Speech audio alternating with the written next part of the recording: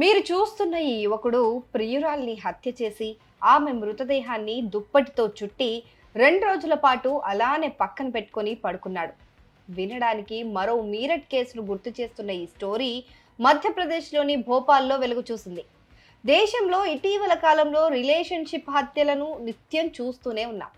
తాజాగా అలాంటి దారుణమే భోపాల్లోని గాయత్రి నగర్లో ఇంకోటి చోటు చేసుకుంది. అసలు కథ ఏంటంటే, రితికా సేన్ అనే యువతి తన లివ్-ఇన్ పార్ట్నర్ సచిన్ రాజ్పుత్తో కలిసి స్థానిక గాయత్రి నగర్లో ఉంటుంది. ఉద్యోగం లేకుండా అల్లరి చిల్లరగా తిరుగుతున్న రాజ్పుత్ తన భాగస్వామి రితికా సేన్ పైన ఎప్పుడూ అసూయపడేవాడు.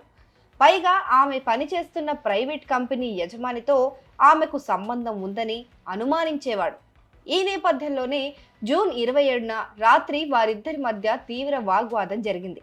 అదే ఆవేశంలో ఆమెను హత్య చేశాడు. రితికా సేన్ ను గొంతు కోసి హత్య చేసిన తర్వాత సచిన్ ఆమె మృతదేహాన్ని దుప్పట్లో చుట్టి 2 రోజుల పాటు ఆ మృతదేహం పక్కనే పడుకున్నాడు. అయితే ఆదివారం మద్యం మత్తులో సచిన్ రాజ్పుత్ తన స్నేహితుడు అనూజ్తో తాను రితికా సేన్ ను హత్య చేసినట్లు తెలిపాడు. దీంతో అనూజ్ పోలీసులకు ఫోన్ చేసి విషయమంతా చెప్పాడు. వెంటనే బజారియా పోలీసులు సంఘటనా స్థలానికి చేరుకొని కుళ్ళిపోయిన స్థితిలో ఉన్న రితికా సేన్ మృతదేహాన్ని స్వాధీనం చేసుకుని పోస్ట్ మార్టంకు తరలించారు.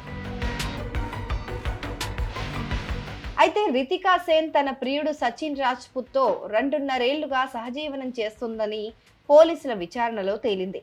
సచిన్ కు అప్పటికే వివాహమై 2 పిల్లలు కూడా ఉన్నారని అన్నారు. జూన్ 27న రాత్రి ఇద్దరి మధ్య గొడవ జరిగి అది రితికా హత్యకు దారి తీసిందన్నారు. సింజోర్కు చెందిన సచిన్ రితికతో కలిసి గత 9 నెలలుగా గాయత్రి నగర్లో నివాసం ఉంటున్నట్లు పోలీసులు గుర్తించారు. రితిక ఉద్యోగం చేస్తూ ఉండగా సచిన్ ఆమె జీతం పైన ఆధారపడేవాడు. ఇదే వారిద్దరి మధ్య గొడవకు దారి తీసిందని పోలీసులు భావిస్తున్నారు.